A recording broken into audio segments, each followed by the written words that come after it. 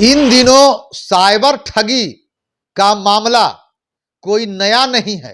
आप जो अपने मोबाइल सेल के अंदर व्हाट्सएप यूज़ कर रहे हो, इसी व्हाट्सएप के नंबर पे आपका लॉटरी लगा है, प्राइज़ लगा है 25 लाख का व्हाट्सएप की तरफ से। जिनके मन में लालच आ जाता है वो बुरी तरह से फंस जाते हैं और अपना जिंदगी की सारी पूंजी को वो गवा देते हैं, बर्बाद हो जाते हैं। 27 जून को फोन आया था कि आपका एक लॉटरी लगी है, उसमें आप 15,000 रुपया जमा करें।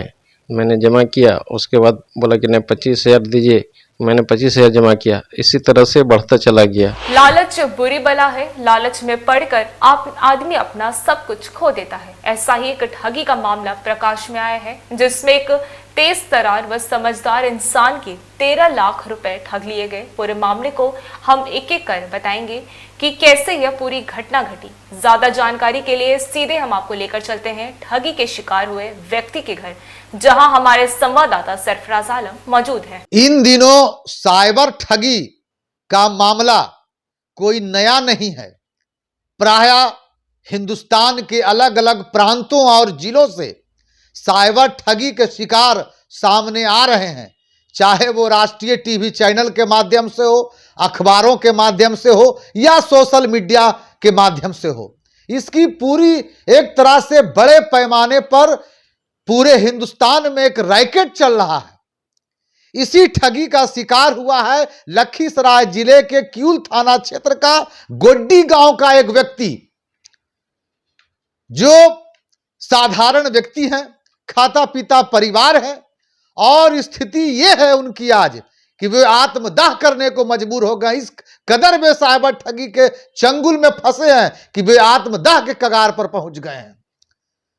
मैं इस वीडियो के माध्यम से लोग समझते होंगे कि मैं कभी शिकार नहीं होऊंगा साइबर ठगी का, लेकिन जो ठगी हो जाते हैं उन्हें पता चलता है कि यह साइबर ठगी कितना बड़ा उनके जिंदगी पर, उनके मानसिक संतुलन को बिगाड़ने में कितना बड़ा अपना रोल अदा करता है, अपनी भूमिका अदा करता है। अगर कहा जाए तो इस पर भारत सरकार को, राज्य सरकार को, सरकार की एजेंसियों को अविलंब संज्ञान लेनी चाहिए। यहां तक कि जो साइबर ठगी के जो शिकार बनाते हैं उनका मनोबल इतना बढ़ा हुआ है कि यहां भारत के यशस्वी प्रधानमंत्री नरेंद्र मोदी, देखिए बोले नरेंद्र मोदी, पूरे दुनिया के सबसे महान उद्योगपति मुकेश अंबानी और अमिताभ बच्चन जैसे सुपरस्टार का फोटो का इस्तेमाल करते हैं, उनके नाम का इस्तेमाल करते हैं। और उसी आधार पर जो निरीह लोग होते हैं, जो अनजान लोग होते हैं, जो थोड़ा सा भी जिनके मन में लालच आ जाता है वो बुरी तरह से फंस जाते हैं और अपना जिंदगी की सारी पूंजी को वो गवा देते हैं, बर्बाद हो जाते हैं। एक बात और है कि इस पूरे खबर से मेरा मकसद है कि आप सावधान हो जाए, आप इस व्यक्ति को आगे सुने। उससे पहले मैं वो ऑडियो क्लिप जिसे ठगी करने वाले व्यक्ति ने इस व्यक्ति को भेजा था कि कैसे इन लोगों ने इस व्यक्ति को झांसे में लिया। अगर इस तरह का कोई ऑडियो क्लिप आपके पास आए तो आप सावधान हो जाए। सुनिए कैसे बातें बनाते हैं ये लोग। सर, मैं व्हाट्सएप की तरफ से बात कर रहा हूँ, व्हाट्सएप के हेड ऑफिस से। व्हाट्सएप की तरफ से मैंने कॉल की है। व्हाट्सएप कस्टमर ऑफिसर बात कर रहा हूँ, न्यू दिल्ली से। आप जो अपने मोबाइल सेल के अंदर व्हाट्सएप यूज़ कर रहे हो, इसी व्हाट्सएप के नंबर पे आपका लॉटरी लगा है, प्राइज़ लगा है 25 लाख का व्हाट्सएप की तरफ से। सर, ये व्हाट्सएप की तरफ से आपका प्राइज़ विन हो चुका है। मैं आपको बताता चलूँ कि लॉटरी कैसे लगी है। सर, ये इंटरनेशनल लकी ड्रॉ किया गया था 5 मुल्कों का, जैसे इंडिया, नेपाल, दुबई, यूनान और सऊदी अरब। इन 5 मुल्कों का लकी ड्रॉ किया गया था, जिसमें आपका नंबर इंडो रीजन में पहले नंबर पे व्हाट्सएप का नंबर 25 लाख का लॉटरी विन कर चुका है। ये 25 लाख का लॉटरी हासिल करने के लिए ये आपका लॉटरी है, ये पहुंच गया मुंबई के अंदर, Mumbai state bank of India में। वो ये जो मैंने आपको चेक लेटर सेंड किया है, इसके ऊपर आप देख लें, ये बैंक मैनेजर का नंबर है जो आपसे मुंबई से बात करेंगे, भारतीय स्टेट बैंक ऑफ इंडिया से। इन्होंने आपका 25 लाख का लॉटरी आपको रिसीव करवाना है और बताना है कि लॉटरी किस तरीके से मिलेगी और कैसे मिलेगी। ये बैंक वाले का नंबर आपको सेंड कर दिया है। इस नंबर को आपने व्हाट्सएप में ऐड करना है, सेव करना है और व्हाट्सएप में ऐड करके व्हाट्सएप से कॉल करना है। इनको बोलना है कि 25 लाख की लॉटरी लगी है, लॉटरी कैसे मिलेगी, आपको सारी इन्फॉर्मेशन सारी जानकर देंगे। ये मुंबई से बात करेंगे, स्टेट बैंक ऑफ इंडिया से। इन्होंने आपका पैसा आपको देना है। इस नंबर को सिर्फ आपने व्हाट्सएप में ऐड करके व्हाट्सएप से कॉल करना है। डायरेक्ट कॉल नहीं कर पाएंगे क्योंकि लॉटरी व्हाट्सएप पे लगी है, तो व्हाट्सएप से ही कॉल करनी है आपने। व्हाट्सएप में ऐड करके व्हाट्सएप से कॉल करें। अगर आपसे ये लॉटरी नंबर पूछे तो ये ऊपर लॉटरी नंबर लिखा हुआ है, ये लॉटरी नंबर आपने इनको बता देना है। तो अभी आप जल्दी से व्हाट्सएप में ऐड करके कॉल कर लें, बैंक वाले आपका वेट कर रहे हैं। Thank you for reaching for WhatsApp. नाम बताइएगा अपना आप। मोहम्मद इकरामुल हक, कहाँ घर हुआ आपका? गोड्डी लखीसराय, कौन सा थाना पड़ता आपका? क्यूल। कितना आपका ठगी के शिकार हुए हैं आप? 12 लाख रुपया। तो कैसे कैसे हुआ है, पूरा विस्तृत रूप से आप बताइए, ताकि पूरा हिंदुस्तान, पूरा बिहार आपसे सीख ले और जो आपसे ठगा है वो तुरंत पंजे में आए। बताइए तफसील से, कैसे आपसे ठगी हुआ? 27 जून को फ़ोन आया था कि आपका एक लॉटरी लगी है, उसमें आप 15,000 रुपया जमा करें। मैंने जमा किया, उसके बाद बोला कि नहीं 25,000 दीजिए।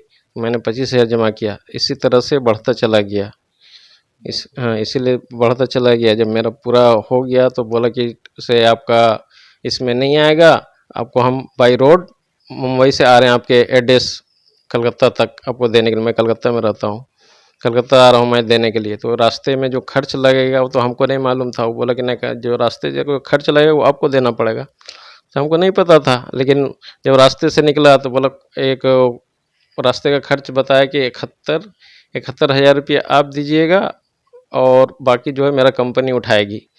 ठीक है, तो मैंने उसको जमा कर दिया 71,000।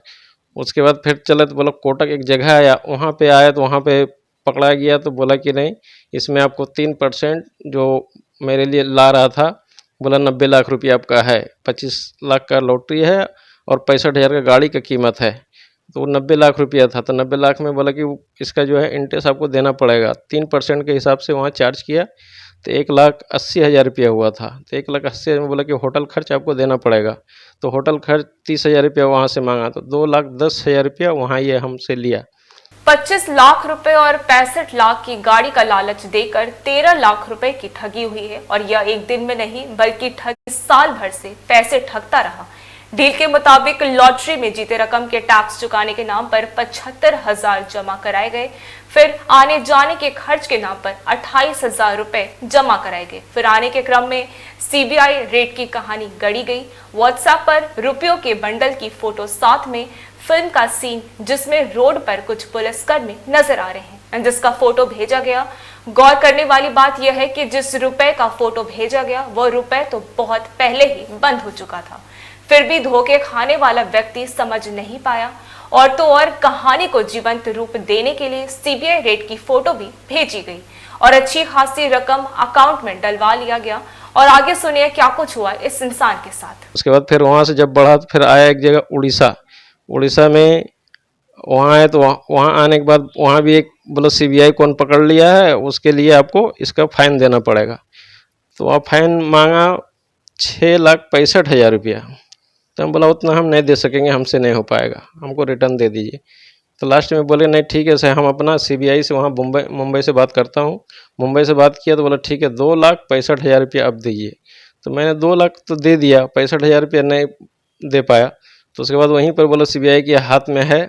20-22 दिन ये लोग वहाँ रहा, और उसके बाद फिर कुछ दिन के बाद वहाँ से बोला कि ठीक है आपसे नहीं हो रहा तो हम वापस जा रहे हैं। वापस जाए उसके बाद फिर हमको ये बोला कि ठीक है नहीं हो रहा तो 65 आप जमा कर दीजिए। 65 जमा करने के बाद आपको पैसा मिलेगा।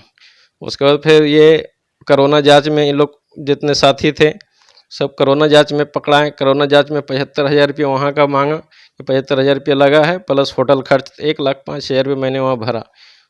किऊल थाना क्षेत्र के गोडे निवासी एक रामुल वर्तमान में कोलकाता में मजदूरी करता है। उन्होंने बताया कि लोभ में करीब 6 लाख रुपए कर्ज लेकर कंपनी के अकाउंट पर राशि ट्रांसफर करता रहा। यही नहीं, कंपनी ने कोरोना व प्रधानमंत्री केयर फंड के नाम पर भी करीब 75,000 रुपए की ठगी की है। कंपनी ने एक रामुल को व्हाट्सएप के जरिए यह भी बताया कि 25 लाख रुपए देने आ रहा था। उसी दौरान रास्ते में सीबीआई ने पकड़ लिया। अब 25 लाख का इनकम टैक्स भरना होगा, इसके लिए भी अलग से रुपए ट्रांसफर करवाया। तो वही ये लोग बोला कि अकाउंट में नहीं डालेंगे, आपका हाथ में देंगे आकर के, वीडियो आपका बनेगा। तो वही रास्ते में आए, तो रास्ते में वहाँ बम्बई से निकले थे तो हमको फ़ोन किए कि हाँ बम्बई से मैं निकल रहा हूँ। ठीक है, तो हमको तो नहीं मालूम कि रास्ते खर्च इतना लगता है। हम तो गरीब आदमी कहाँ से देंगे इतना, हम तो किसी तरह ब्याज व्याज पे लेकर के काम में लगे चलो, जो होगा होगा। लेकिन यहाँ तो फंस गए और इससे निकल नहीं पा रहे हैं, चंगुल से किसी तरह हमको निकाल ले। तो बोले कि ठीक है, अभी भी 65,000 रुपया देना था उनको, 65,000 में मैंने भी पे कर दिया। 65,000 पे करने के बाद फिर बोले कि नहीं, इसे अब वहाँ से जो है आपको पहुँचाने जाएगा कलकत्ता। कलकत्ता में फिर रास्ते में के लिए बोला कि अभी 1 लाख रुपया और लगेगा वहाँ पहुँचाने के लिए। तो बोला नहीं भाई, तो हमसे नहीं हो पाएगा 1 लाख। ना बोला ठीक है। तो ये लोग बोला कि ठीक है, हम लोग पे करेंगे, फिर आप 10,000 रुपया और दे दीजिए। मैंने 10,000 और पे कर दिया। तो रास्ते में बोले कि नहीं, ये बोला पार्टी जो बोला जिसका पैसा है उसी को 90,000 रुपया और भरना पड़ेगा। तो बोला ये हमसे तो नहीं होगा। तो बोला ठीक है, तो अभी छोड़ दीजिए। उसके बाद मैंने छोड़ दिया। उसके बाद फिर बोला, हम बोले कि ठीक है, जो होगा हुआ, मेरा रिटर्न दे दीजिए। बोले ठीक है, रिटर्न देने का 28,000 रुपया आपको और भरना पड़ेगा रिटर्न लेने के लिए। तो मैंने 28,000 भरा। उसके 1-2 दिन लेट हो गया तो बोला 3,000 रुपया फाइन लगेगा। तो 3,000 भी मैंने भर दिया। 31,000 रुपया इनको वहाँ पर भर दिया गया। 31,000 भरने के बाद बोला कि नहीं, इसे कंपनी का ये रूल है, रिटर्न नहीं होगा, से आपको पूरा लौटी उठाना पड़ेगा। लौटी उठाने के लिए ठीक है, अभी भी ये 38,000 रुपया हमसे मांग रहे हैं कि 38,000 दीजिए तो आपको लौटी कल, आज भरिएगा तो कल मिल जाएगा। माने धीरे धीरे कुल मिलाकर आपसे 12 लाख रुपया वसूला गया। 13 लाख रुपया। 13 लाख रुपया आपसे वसूली की गई जी। तो जिस वक्त आपको फोन आया कि आपको 25 लाख रुपये की लॉटरी उठी है, गाड़ी उठा है, तो क्या आप इस पर किसी तरह का छानबीन नहीं किए? आप बेहिचक पैसा देते चले गए? जी, बेझिझक हम पैसा देते चले गए कि चलो बोला नहीं आपका है, आपको किसी को बताना नहीं है, ना किसी का शोरगुल करना है। तो क्या आप इस मामले को लेकर आप स्थानीय प्रशासन को शिकायत दर्ज करेंगे? जी हाँ, जी, प्रशासन को शिकायत दर्ज करना है। आप की जो स्थिति हुई है, जो आप साइबर ठगी के शिकार हुए हैं, तो इसको लेकर आपके मन में अब क्या है? आप प्रशासन से, सरकार से क्या मांग करते हैं आप बिहार न्यूज के माध्यम से? मेरा जो लगा वो वापस हमको चाहिए, 13 लाख रुपया वो हमको वापस दिला दें। बहुत बहुत मेहरबानी होगी आप लोग का। दोषियों पर भी क्या आपकी क्या मांग होगी? जो आपके साथ छल किया गया है, जो फ्रॉड किया गया, वो किसी और के साथ ना हो, इसके लिए आप क्या कार्रवाई का मांग करेंगे सरकार से या प्रशासन से? सख्त कार्रवाई किया जाए कि और भी इसमें फंसे नहीं, मेरे जैसे बंदे जैसे फंस गए और भी कोई ऐसे फंसे नहीं। गरीब आदमी है बेचारा, सब टूट मरेंगे, मर जाएंगे और आत्महत्या कर लेंगे। उसकी वजह से ये सब को बंद किया जाए, ठगी से दूर रहें। ये देखा जाए कि इनके पास पूरा पुख्ता सबूत है, पूरा पुख्ता सबूत इनके पास है कि ये 13 लाख रुपए बेयाफ्ता अकाउंट के माध्यम से कौन बनेगा करोड़पति का ड्रॉ का पेमेंट पाने के लिए ये जैसे जैसे रुपये इनसे लिया गया है, यहां तक कि इसमें यशस्वी प्रधानमंत्री नरेंद्र मोदी, उद्योगपति मुकेश अंबानी और पूरे विश्व के सुपरस्टार अमिताभ बच्चन को आगे रख के जिस कदर साइबर ठगी का शिकार बनाया गया है इन्हें, यह अपने आप में अद्भुत है, वो विश्वसनीय है, वो कल्पनीय है। और जिस कदर लोग फंस जाते हैं और उनकी मासूमियत का, ऐसे सातिर लोग, चालाक लोग ऐसे लोगों के मासूमियत का जिस कदर लाभ उठाते हैं, ऐसे लोगों पर सरकार को चाहिए कि सख्त से सख्त कार्रवाई करे, उन्हें जितनी भी कड़ी सजा दी जाए वो कम हो। और ये मांग कर रहे हैं सरकार से, प्रशासन से, ये प्राथमिकी भी दर्ज करने जा रहे हैं, पुलिस अधीक्षक के पास भी आवेदन दे रहे हैं और ये सरकार से स्पष्ट मांग कर रहे हैं कि वैसे लोगों को जेल के सलाखों में डाला जाए, ताकि कोई निर्दोष, कोई इनके जैसा निरीह व्यक्ति दोबारा कौन बनेगा करोड़पति जैसे साइबर ठगी का शिकार ना हो। सरफराज आलम, बिहार न्यूज, लखीसराय।